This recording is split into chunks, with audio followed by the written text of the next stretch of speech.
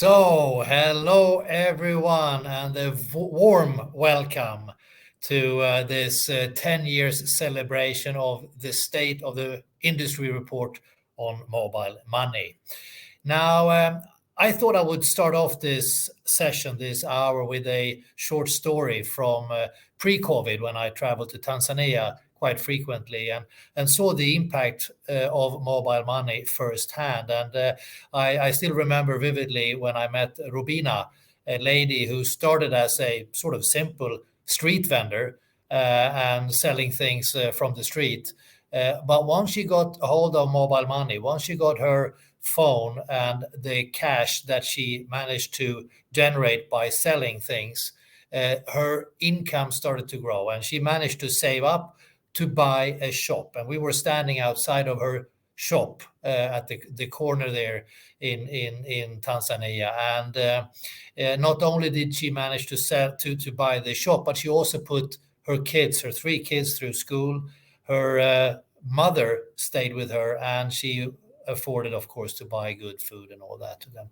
So the power of mobile money is truly there. And this is just one of millions of such stories that I'm sure many of us are very familiar with. So it's with great pride that we launched this State of the Industry Report on Mobile Money.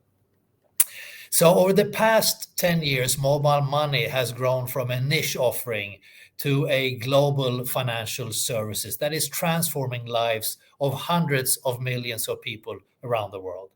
Now I'm going to give you a couple of really amazing numbers. Today, there are 1.35 billion registered mobile money accounts around the world. 1.3 billion mobile money accounts. And in 2021 alone, there were $1 trillion worth of mobile money transactions through the system. Yes, 1 trillion, started with a T, of dollars through the mobile money system. Now, if you break that down, that's almost $2 million of transactions per minute, 60 minutes per hour, 24 hours a day, 7 days a week, 365 days a year. Now, take a moment and think about that. That's absolutely incredible. $2 million per minute. But we have seen that mobile money is not just good business. It is really key to advancing the financial inclusion and achieving the SDGs at the same time. Today, millions of previously unbanked families like Rubina's have access to secure financial services which are transforming their lives. And we're going to talk about that and this much more in our session today. So now let me introduce our guests, and we have a lot of really exciting guests. I'm delighted that we will be starting the session with a pre-recorded message from Her Majesty Queen Máxima of the Netherlands. Now, she's also the UN Secretary General's Special Advocate for Inclusive Finance for Development.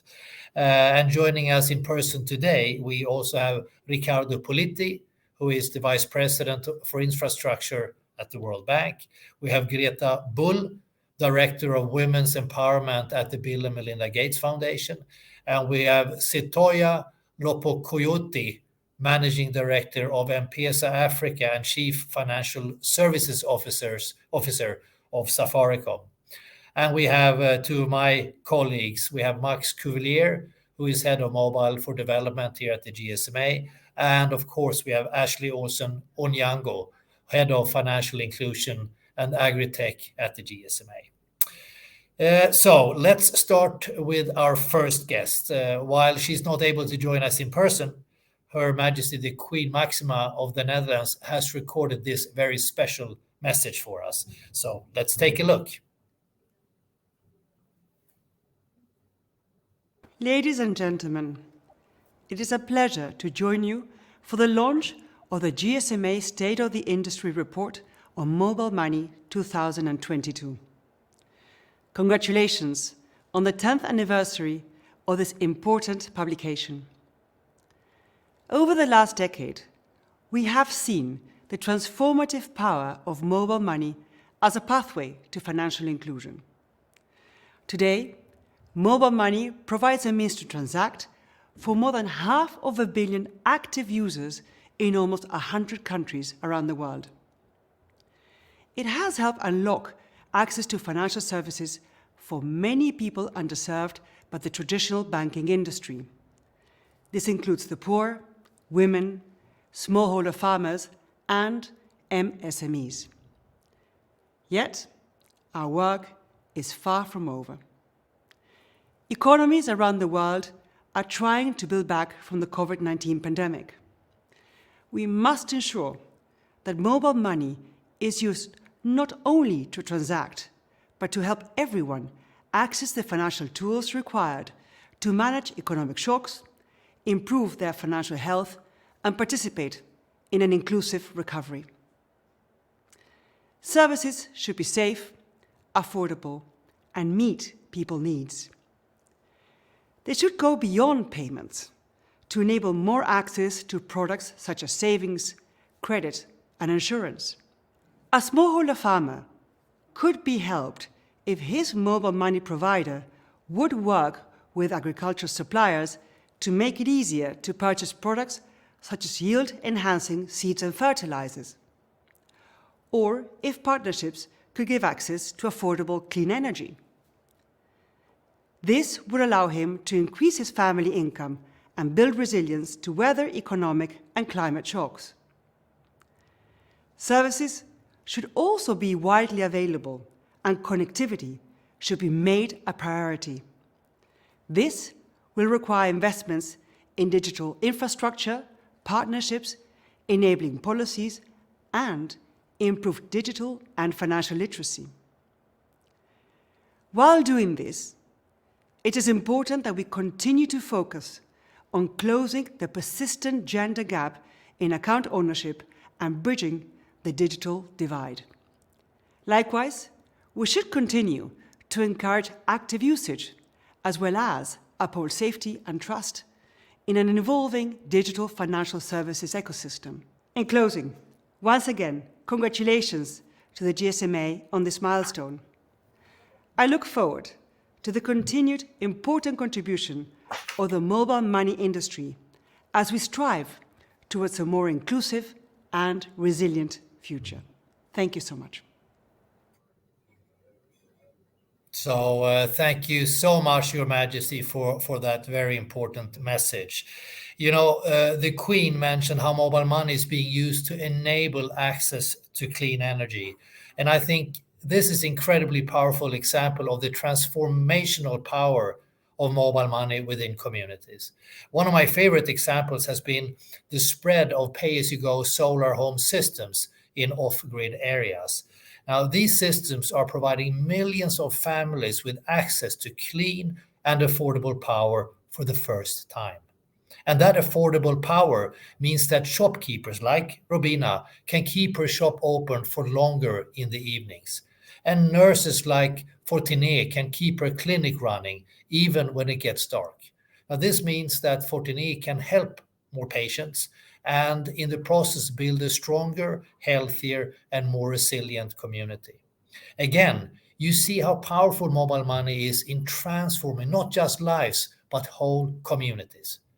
With that in mind, I would now like to hand over to our own Ashley Olson Onyango, Head of Financial Inclusion and Agritech at the GSMA, to take us all through some of the highlights from this year's report. Now, Ashley, over to you. Welcome, everyone, to this celebration of 10 years of the State of the Industry Report on Mobile Money. I'm really pleased to have the honor of sharing with you highlights from this year's report. We continue to track double-digit growth across all our key indicators, signaling sustained momentum and growth in the industry. As this was the 10th edition, in addition to looking at year-on-year growth, we also took a longer-term analysis of growth and trends of our key indicators over the past 10 years. And it's quite impressive what the industry has achieved. This year's report highlights the critical role that mobile money has and continues to play in expanding financial inclusion. The breadth and depth of mobile money deployments across and within markets has expanded. In 2012, there were 169 mobile money deployments in 71 countries. 10 years on, the number of live deployments has almost doubled to 316 and expanded to 98 countries worldwide. The number of active agents across these countries has grown more than 10 times, from 534,000 to 5.6 million. This represents the significant investment mobile money providers have made in increasing access to finance for the most underserved customers. The increased penetration and access points have enabled a tenfold growth in registered accounts, reaching 1.35 billion globally. With impressive uptake numbers, the mobile money industry reached a remarkable milestone last year.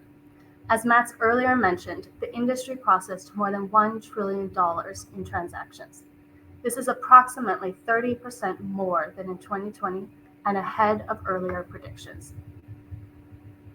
In addition to growth in accounts and transactions, the industry has made great strides in diversifying its value proposition to consumers. Beyond person-to-person transfers and cash-in, cash-out transactions, the growth of partnership-driven ecosystem transactions, such as bill payments and international remittances, are accounting for a greater share of the global mobile money transaction mix. 3 statistics stood out at me.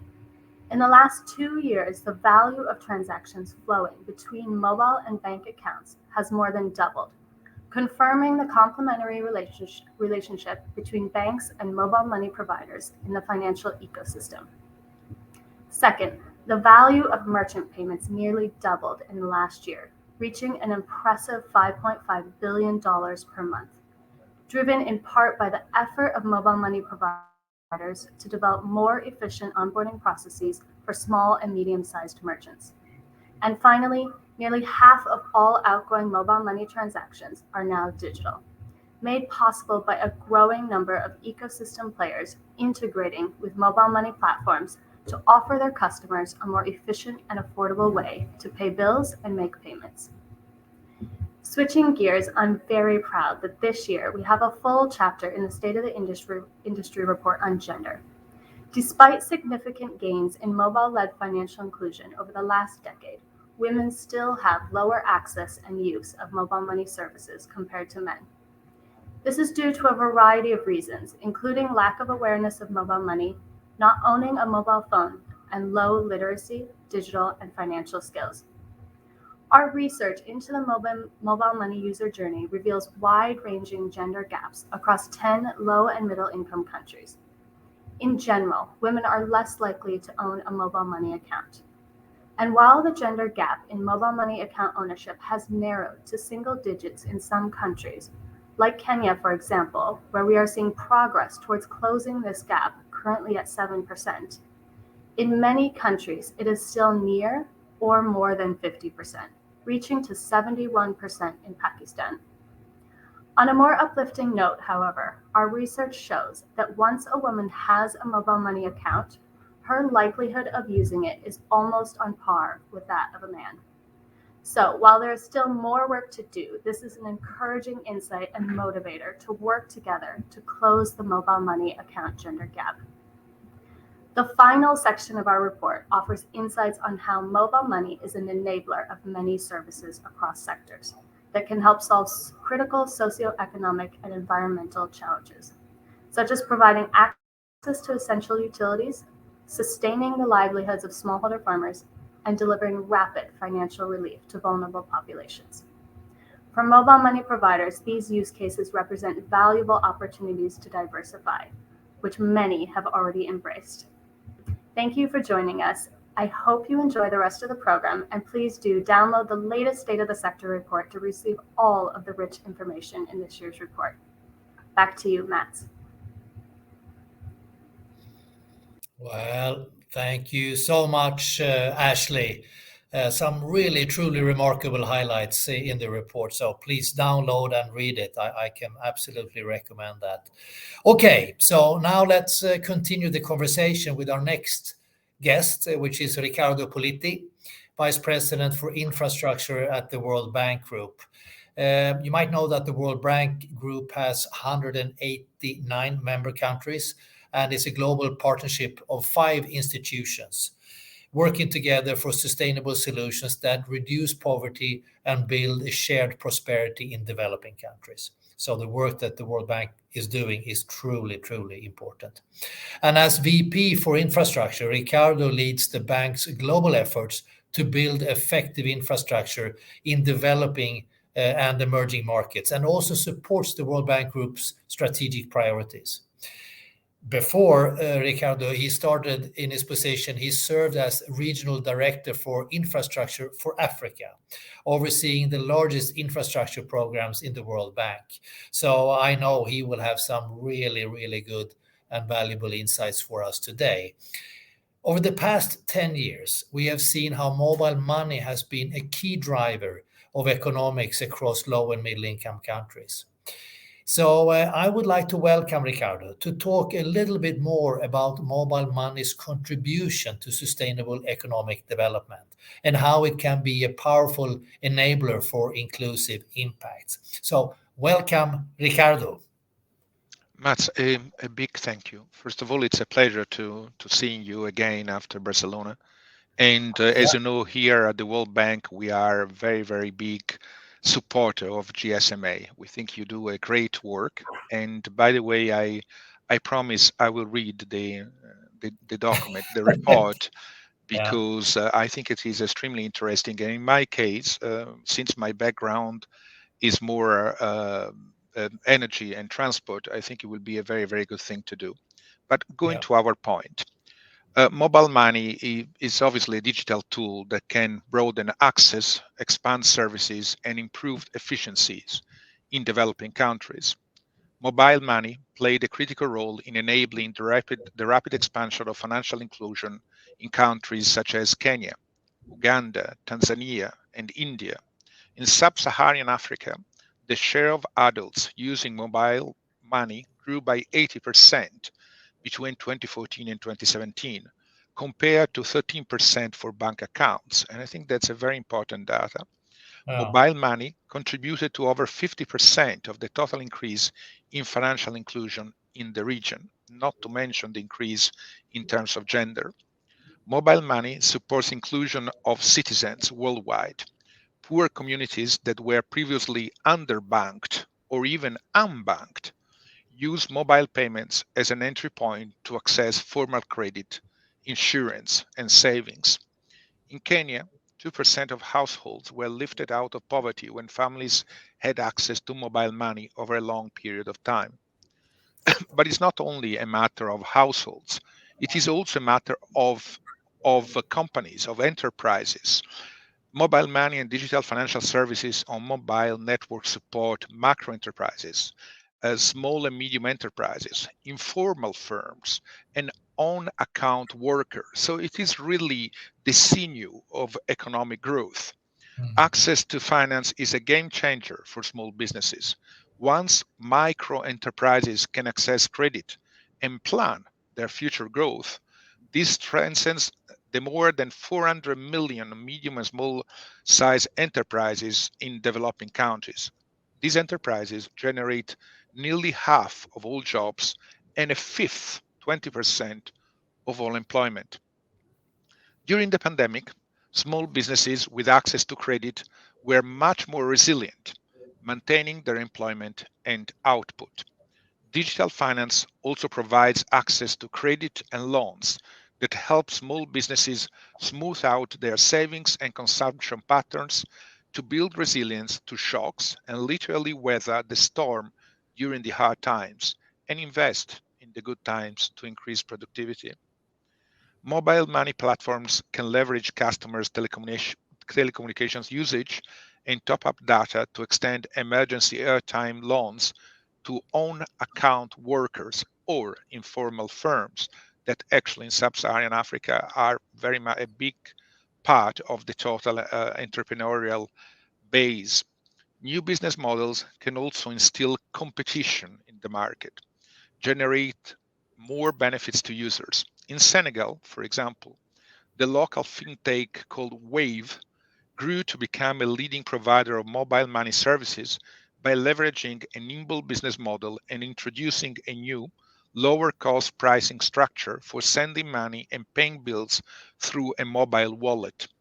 The success of this app-based innovator has led incumbents in Senegal and other West African markets to adapt their pricing, resulting in a significant decrease in the cost of mobile money transactions and withdrawals. Mobile money also helps government to deliver services, and certainly we saw this during the recent pandemic, which is regrettably still going on. They helps government to deliver services more effectively and efficiently. During this time of pandemic, countries with higher rates of financial inclusion were able to leverage this infrastructure to rapidly roll out government support. At least 39 developing countries leveraged mobile money to deliver social assistance in response to COVID. Many countries, including Cameroon, Liberia, Mozambique, and Angola, adopted digital payment for social assistance programs for the first time in the pandemic response. Financial inclusion expanded notably during the crisis through digital payments. In Brazil, over 28 million new beneficiaries that were previously unbanked were incorporated into the social assistance payment system through a digital savings account.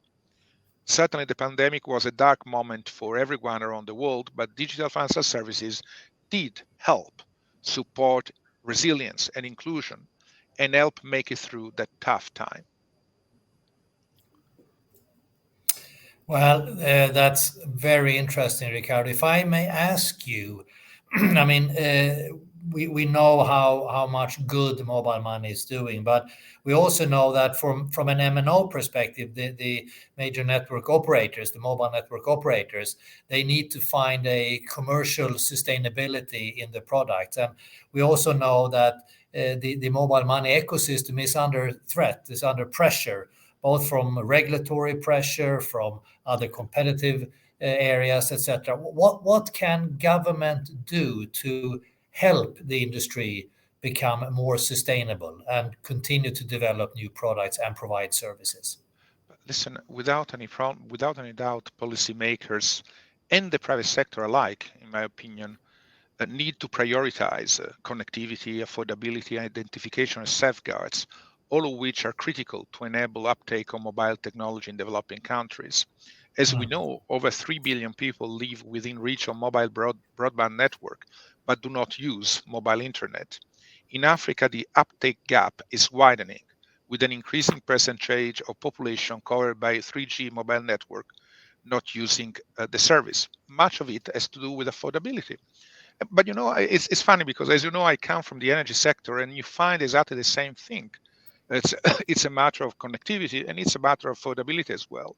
And this is in our sector now. This is due in large part to affordability challenges. 4G enabled handsets can cost up to 6 times the average monthly income, which makes it very, very difficult to afford. So device affordability ranks as the primary barrier for uptake among men and women in Africa and Latin America, and the secondary barrier for both men and women in Asia. It is absolutely necessary, and actually, I would like to tell you that we just produced a document for our governors called Digital and Development. So as soon as it will be discussed at the forthcoming spring meeting, we will immediately send the GSMA copies so that we can discuss it together. And there we very much push forward the point that government interventions to promote competition, reduce operational costs through better regulation, and target supports to vulnerable groups can drive down costs, boost uptake of mobile services and mobile payments. For example, we have a good collaboration with the governments in Senegal and Morocco to cover regulatory reforms and implementation in this area. And the role of the incumbent, of course, in this market is so important. Try to build that culture of transparency, openness, predictability, and competition. Other barriers also hamper the uptake of connectivity, include the base digital literacy gap and a lack of user-friendly apps.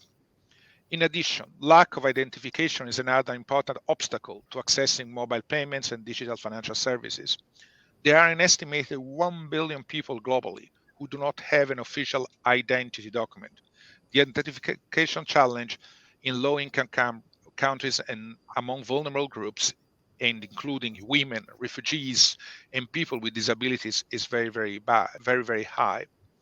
Over 1.7 billion unbanked people are around the world. One-fifth or more, so around 330 million, say they don't have the documentation needed to open an account. For many people without an ID, even obtaining a SIM card can be difficult. There are now 157 countries where people need to provide a proof of identity to comply with mandatory SIM registration requirements. Tackling ID coverage gaps requires a concerted effort in tackling different barriers to inclusion and accessibility, legal, financial, administrative, all at once, ensuring that people can access basic identity documents free of charge and bringing registration close to people through mobile campaigns or expanding the network of ID offices. Allowing for flexibility in documentary requirements can also remove a significant barrier. Partnerships with civil society are also important to reach members of vulnerable groups and to ensure the registration processes are non-discriminatory. The World Bank and its Identification for Development ID4D initiative are currently supporting 49 countries in improving their civil registration and identification systems to make IDs more accessible and easier to use for people around the world. Once connectivity, affordability, and identification needs are met, another barrier to adoption is the trust agenda. Concerns related to privacy and cybersecurity are pervasive worldwide and result in uptake hesitation, especially in developing countries. While investing in digital development, countries must safeguard against cybersecurity risks by developing their legal and technical capacities, as well as creating awareness about the importance of privacy and consent to access personal data. 78% of financial supervisors across the globe listed cybersecurity among the top 3 growing risks related to fintech during the pandemic.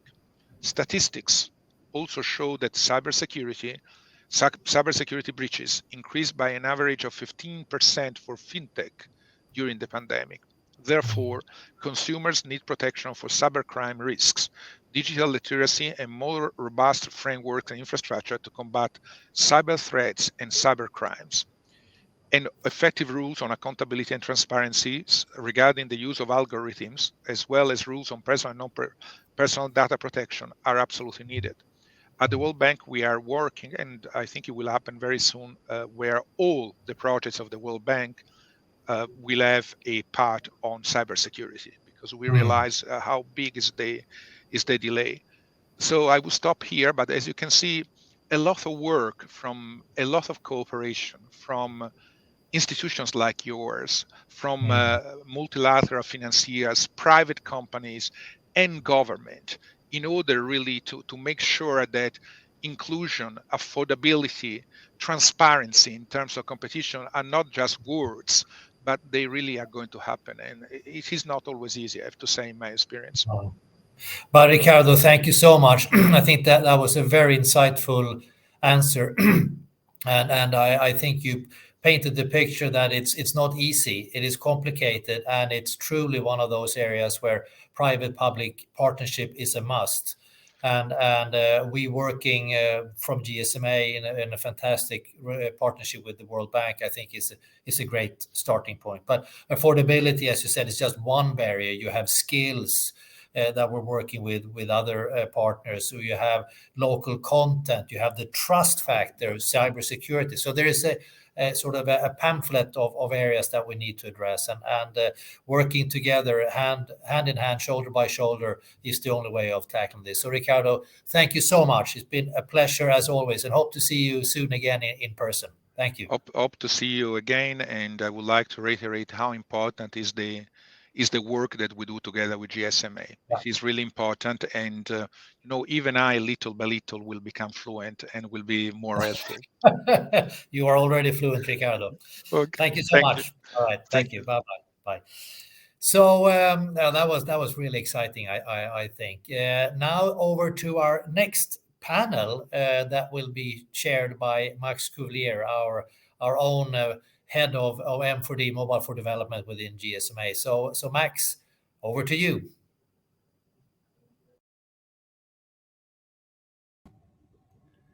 Thank you very much, Mats and Ricardo. Very interesting perspectives as usual. And I actually have the best people joining me to continue this conversation right now. So I'd like to welcome both Greta and Sitoyo.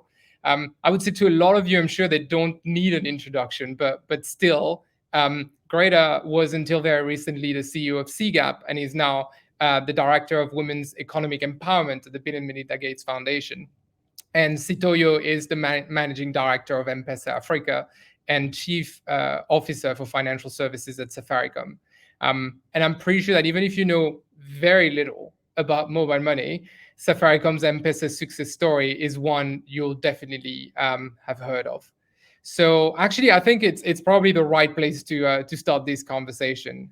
So M-PESA just turned 15, if I'm not mistaken, and it's really provided a blueprint for many actors to deliver financial services to the mBank, and it's become kind of the benchmark of the industry.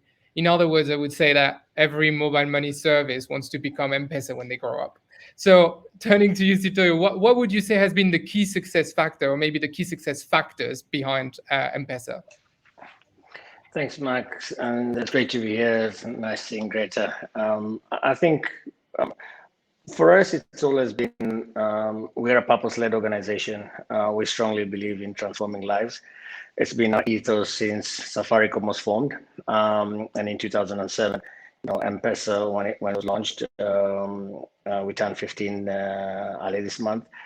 The ethos is still there. We really look at products and services that make an impact in the society. I strongly believe the society is successful, that will be successful. And it's purpose, people, and we always say the profit is a byproduct of what we do. And we've focused, on innovating around solving the needs of customers and businesses. We've strongly built an ecosystem. So I keep saying there's no product called M-PESA. It's a brand, but it's a massive, massive ecosystem. Today there's 2.6 million businesses running on M-PESA, from government to SME, large corporates to SMEs to micro SMEs. That's a side of the business that is hardly talked about, and it's great to see the presentation, on merchant payment. But I think the business side, and especially during COVID, has been one of the stars in it. And it's actually, to be honest, I see the business side much more successful than even the customer side of it in what we see across our footprint. So I think that ecosystem and building it is really important.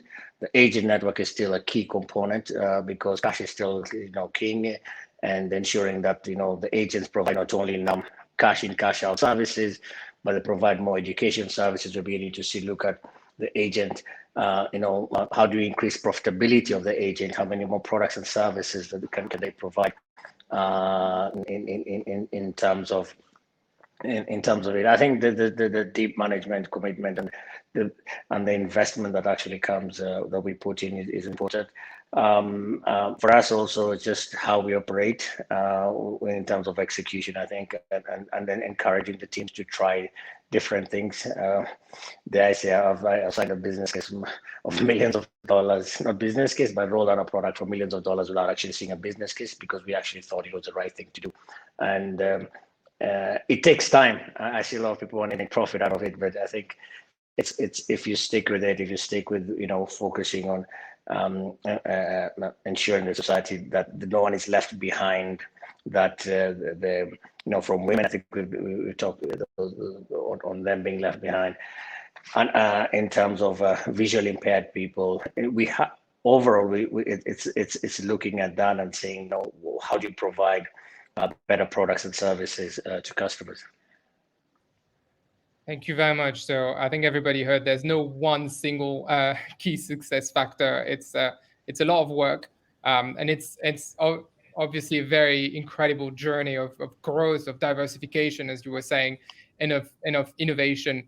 But I'd like to pick up on the last point that you made. Actually, we know that mobile money started with a very simple kind of USSD application. I'm using application in a very loose sense here, but it's evolving in a lot of markets into like apps and super apps in some cases. But we do know a lot of people still can't afford a smartphone. And you mentioned about inclusion. You started with the fact that you're a purpose-led organizations. I'd be interested to hear how you make sure that you don't leave anyone behind as you grow and diversify and complexify. I think it's really important. Living on behind covers different aspects of the ecosystem. One, I was talking about small businesses, micro SMEs were left behind. There are issues on women that that we need to look at. There's the issue of access. I think that was talked about before, or the network coverage in it. There's issues of devices, and the central bank governor. I was with him a few weeks back, and he says he wants a $5 smartphone. Then we start changing the way in which we can provide certain access. But I'll just give two examples. Yesterday, we're very fortunate to launch Halal Pesos. This is an Islamic banking product. We had never launched one before, fully digital. And this is a community where digital financial lending has really grown in our markets. It wasn't the right product for the Muslim community, and we've just rectified that. A few years back, we know there were 1.4 million visually impaired persons who use M-PESA. And so how do they get? They could feel the money, let's say 1,000 shillings, and give it to an agent or somebody. But those agents were actually probably, or some of them were giving them 100 shillings back. So they were losing huge, big time. So we partnered with a South Korean company, the Braille company, to build a Braille watch that's connected to a smartphone. And we've heavily subsidized that. We've introduced IVR into it. So that just gives an example of it. Kenya has refugees from South Sudan and Somalia. Then how they also need access to financial services, work, USAID welfare program to provide closed loop systems that help give dignity to refugees to be able to use money rather than just depend on what they're handed over. Another just example is in Kenya today there's a drought, and we worked with USAID and the government of Kenya and WFP on the 2.5 million households that were facing starvation, and rather than take food to that, and that has a lot of issues in terms of distribution, transportation, loss, gratitude, even women exploitation using food is a big issue. And we've turned that around to cash transfers. But what you've seen in cash transfers initial stages is they get about $45, and that empowers them to buy the goods and services they require. But what has done it has people who produce foodstuffs have gone to that market now because people have money, and the economy is beginning to pick up, and food prices are actually cheaper than what probably the government would have had to buy. So these are just examples of ensuring that the different parts of the community that no one is left behind. COVID has been a big change in customer behavior, e-commerce, and so on and so forth. So access to also, different parts of our customers and businesses who want to now do things online, they can't travel. How do you provide that so that they're able to continue doing their businesses and so on? So that part has become, really key in what we've been trying to do. But just on the last one, I'll give an example is on businesses. So during COVID, when those remote payments, how does an SME continue serving customers? So I stopped launching the consumer super app and we launched the business super app first. And today, businesses can run, an entrepreneur can run their business on the app. And it's actually far much more successful than our consumer super app, because today over 40% of the business transactions are actually on the app, the business app. And now we're able to provide some products and services. And that's why that side of the business has grown to well over 450,000 merchants using the service from 175,000 merchants just the beginning of 12 months ago. Yeah, it's it's amazing to hear the stories of how you're using mobile money as a tool for gender inclusion, to help like refugees, or to improve like food security, or in those cases for economic continuity in the face of a global pandemic. I'm turning to you, Greta. You've been supporting the growth of mobile money as a way to unlock really financial inclusion for years now. And we've heard the numbers earlier from Ashley, 1.35 billion registered accounts, which is mind-blowing, but only 38% of those have been used in the last quarter, and actually only 26% of those have been used in the last month. So what does this mean for financial inclusion, for really realizing the potential of mobile money in terms of financial inclusion? Yeah, thanks, Max. And congratulations to you for the 10th year anniversary of the State of the Industry Report. It's something I turn to every year. And congratulations to Sitoyo on 15 years of M-PESA. That makes me feel a little bit old. But to answer your question, I think it means you still have work to do, right? I think the industry's done an amazing job of building a big footprint and signing people up for accounts. There's just no doubt about it. The numbers are super impressive. But I was really struck in reading the report by the fact that usage rates on a 30-day basis have been pretty stubbornly stuck, right? So back in 2012, 20% of total accounts were active on a 30-day basis. And in this year's report, it was 25, 26%. So, what we really need to see is growth in active accounts outpacing growth in registered accounts. And while that figure suggests that this is happening, it's not happening at the kind of pace that we need to see. And so that suggests that the industry is good at signing people up, but still has work to do to get them to use the service regularly. And I think that's going to require attention to a few things. One is, continuing to build a compelling value proposition. I think Safaricom's always been out in the lead on this. But for the most part, Kiko and P2P are still the largest use cases. I was really happy to see in the report that we saw growth in circulating use cases like bill payments, merchant payments, and digital savings and credit. But the tough job, I think, is going to be to keep building those use cases into a fairly seamless ecosystem of services that just keeps people using mobile money. The high rates of people reporting that they don't use mobile money because they have better alternatives or prefer cash, I think still suggests that you have some work to do. But M-PESA's super app, I think, will be an interesting one to watch, as will additional services that are onboarded through open APIs, as MTN's example in your report. And CGAP worked with MTN on their open APIs back in the day. So happy to see that service doing well. But I think if you create a service that keeps people using the solution, they're more likely to be frequent users, right? So going to an agent for cash in, cash out is kind of the definition of friction. And yet agent-based transactions are still really at the heart of the value proposition, and that has to change over time. I think the second thing is ease of use, right? I spent years working on things like merchant payments and interoperability, and I was really happy to see big growth in merchant payments in this year's report, but that's still relatively small. And that, to me, is the big one, right? If you can shift people to habitual use of a payment service where they use it like I use my credit card daily, all the time, then you have a really completely different ballgame on usage. You'll have people using it every day or every other day. So I think that's kind of the holy grail and has been for a long time for the industry. But, one of the things that struck me about the report is when you guys were talking about interoperability, you were talking about bank to MNO. I think the real win-win is really MNO to MNO interoperability, because I shouldn't have to walk into a merchant and think about, well, do they take my, M-PESA wallet or do they take my MTN wallet? It has to be really seamless. And I think smartphones are also going to be really critical to the ease of use issue, right? But the take up of smartphones has been really slow in Africa. We keep talking about this. Every time I come to one of these things, we talk about smartphones. And so I think we need to think about how to make both handsets and data more affordable.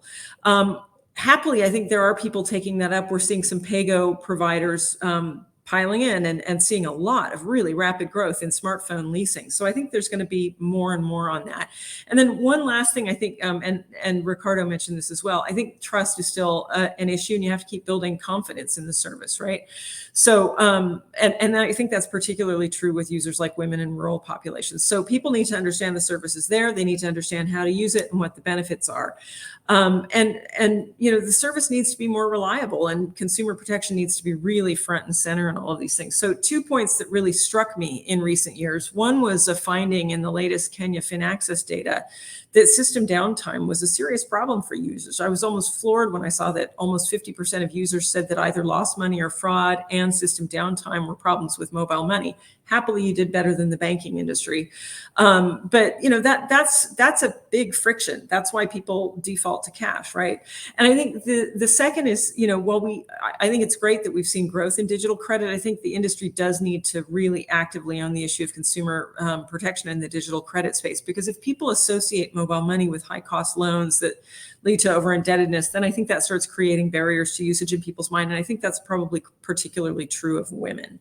So I think it's worth staying on top of both those issues. But, you know, I think you've built such an amazing base. The numbers are incredible.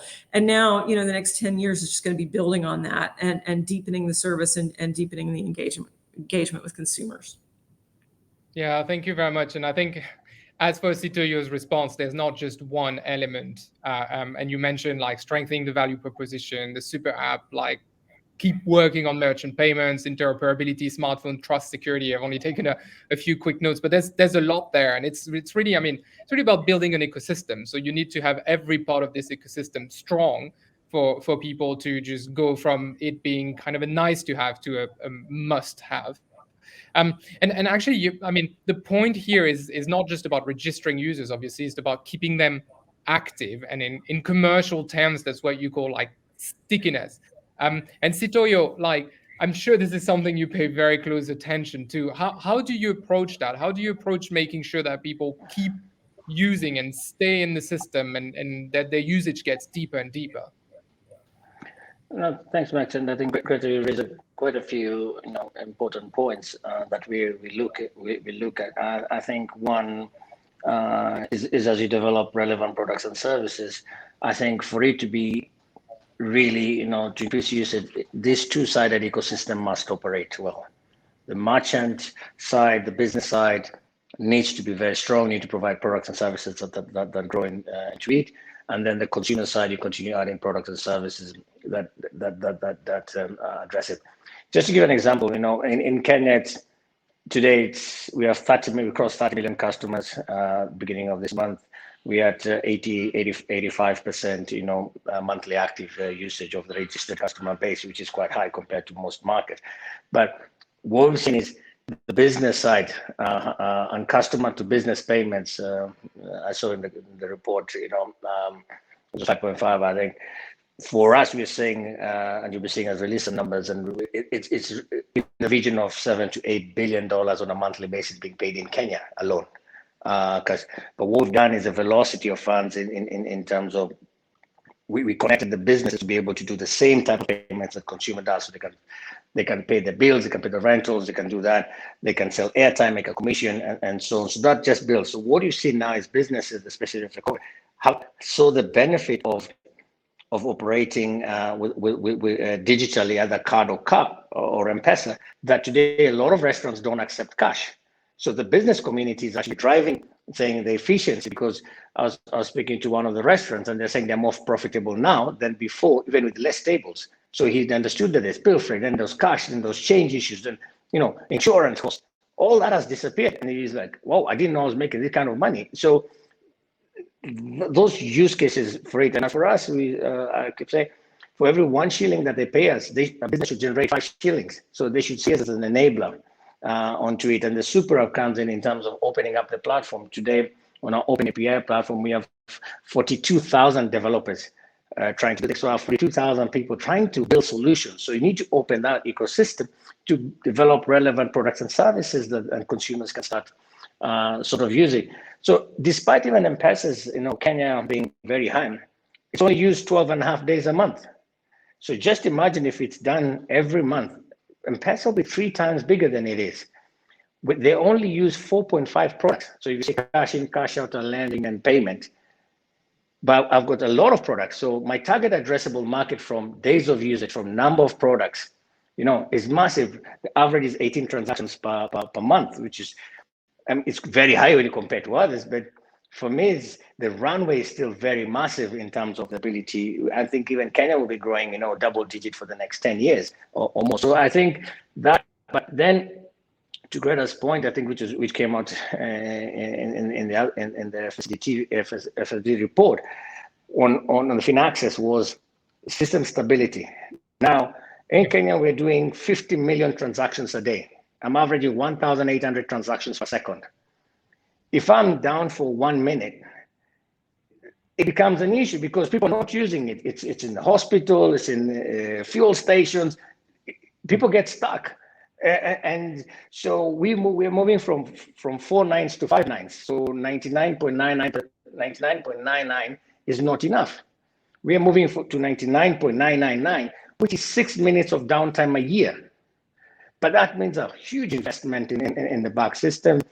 And then to make sure it's secure, the cybersecurity issues that Ricardo spoke about, the fraud issues, the scams issues, the putting AI and so on, so that people feel safe when they're using these platforms. And I think, and data protection issues, the new data laws coming in, how do they feel that the information is safe? So I think, and then the marketing bit. You really need to spend a lot on marketing and really engaging with the consumer. So those are the things that I see will slowly by slowly, start increasing usage across the market.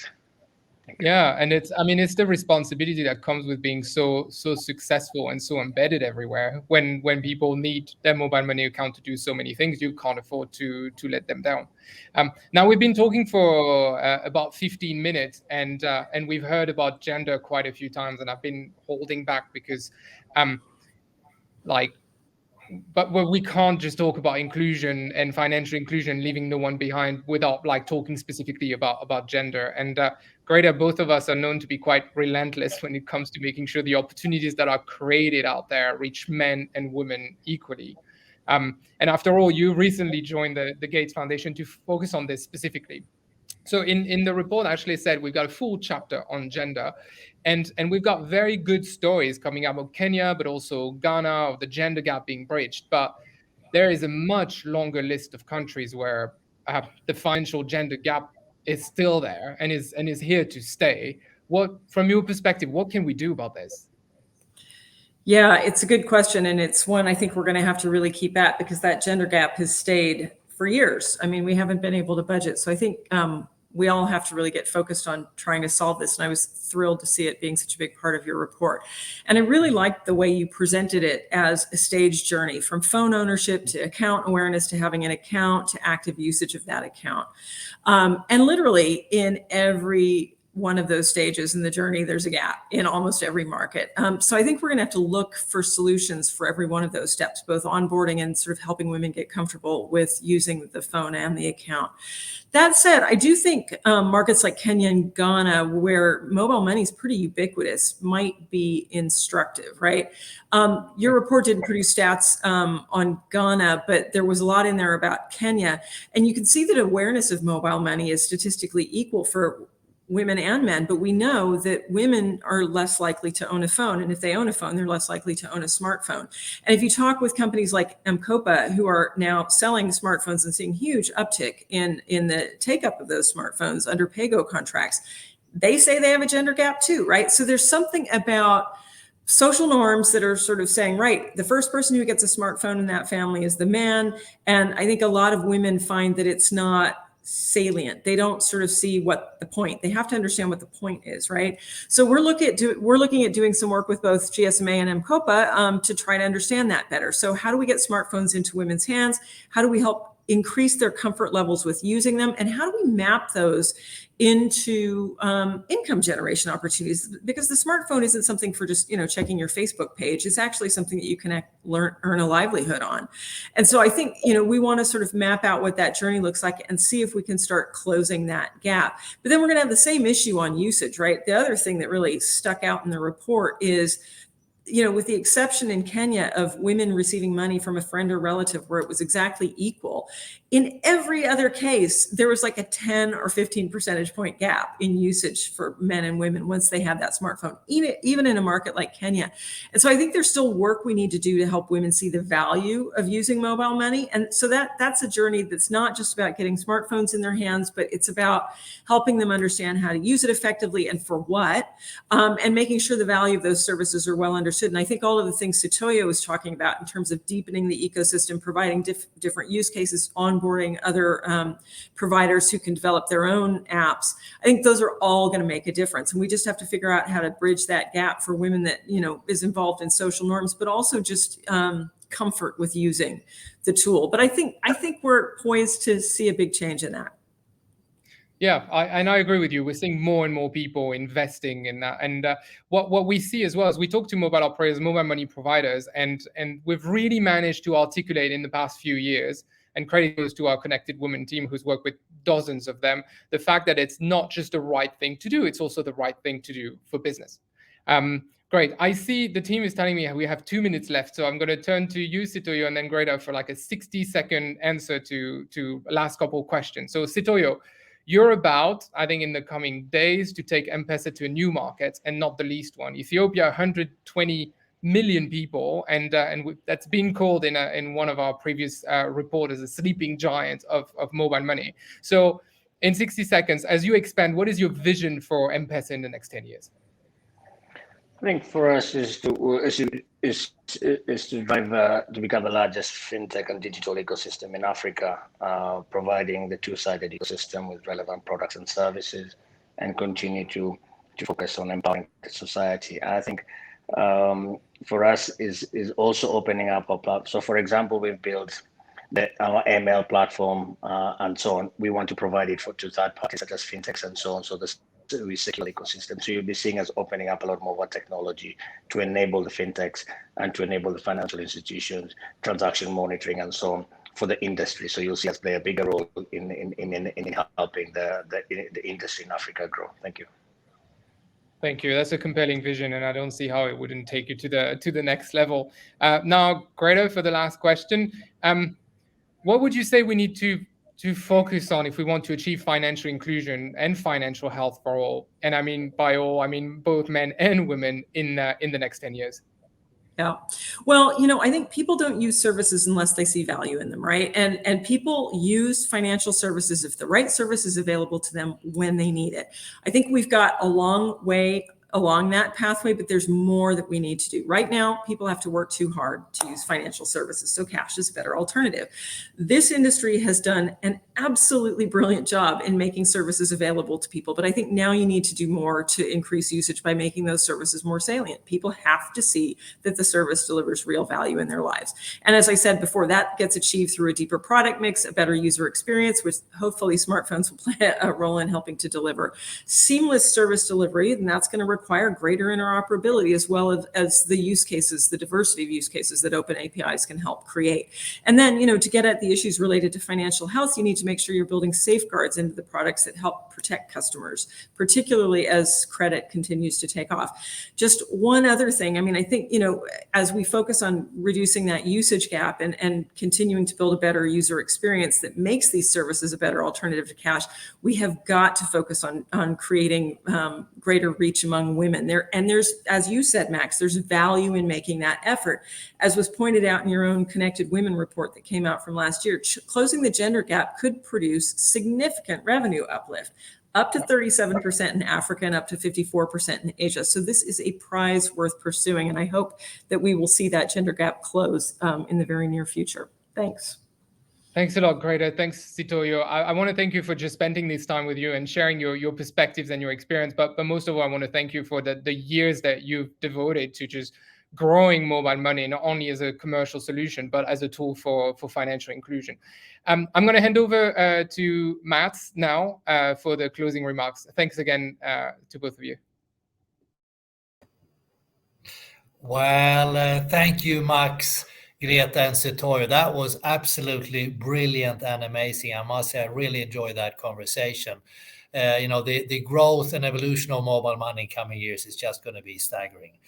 Well, ladies and gentlemen, this brings us to the close of this session. I hope you have enjoyed it as much as I have. Now, over the past hour, we have heard how the mobile money industry has grown after the pandemic, now processing $1 trillion in transaction annually. We have heard how the ecosystem has diversified and expanded globally over the past 10 years. We have looked at mobile money's contribution to sustainable economic development and its ability to drive financial inclusion.